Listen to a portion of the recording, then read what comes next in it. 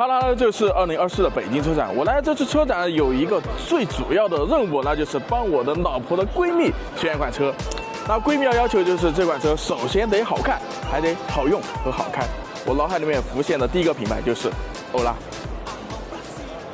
Here's to the ones that we got. Cheers to the wish you were here, but you're not. 'Cause the drinks bring back all the memories of everything we've been through. 你看，这就是24款的欧拉好猫。然后24款欧拉好猫在整体的外观配置方面，还有在内饰的配置方面，做出了很大的这个升级。来，现场给大家看一下。然后在整体外观的设计方面，我觉得我的老婆闺蜜应该会很喜欢这样外观，因为整体给你的感觉就是很可爱、很呆萌的感觉。你看。这种双圆大灯，有哪个女孩子她不喜欢呢？然后无论是车头还是车尾，都给你非常呆萌可爱这种圆润的外观造型，非常不错。然后最值得一提的是，2024款的欧拉好猫升级了2个颜色，一个是烟冷灰，另一个是薄荷白。然后这2款颜色真的还是特别可爱。烟冷灰还可以去选择它的黄色套装，选择之后呢，后视镜、刹车卡钳还有在前杠都会有黄色的元素，看上去也会更加独特和运动。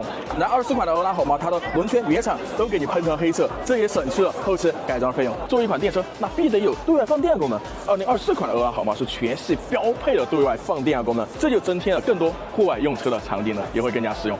来看一下2024款的欧拉好猫在整体的内饰方面，质感和配色都有着非常大的提升。首先，你看这个双联屏的设计，它的整体的这个 UI 界面是得到一个升级，看起来会更加顺眼，并且操作起来也会更加顺手。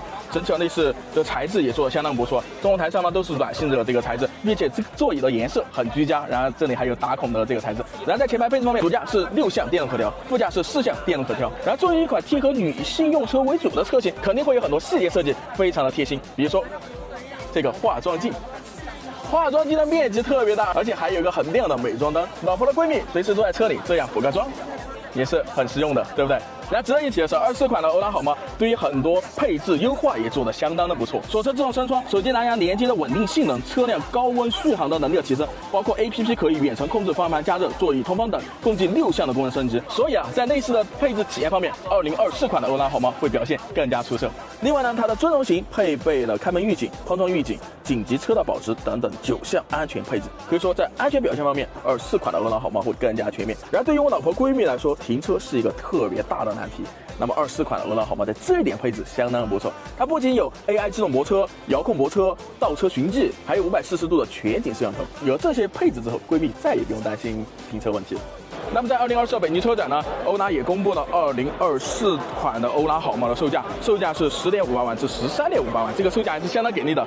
那在本次北京车展上面，欧拉展台除了2024款的欧拉好猫，还有2024款的欧拉好猫 GT 木兰版，外观和内饰的配色更加的酷炫和运动。另外，2024款的欧拉好猫 GT 木兰版全系标配了全景天窗，升级了11项智能驾驶辅助和主动安全的配置。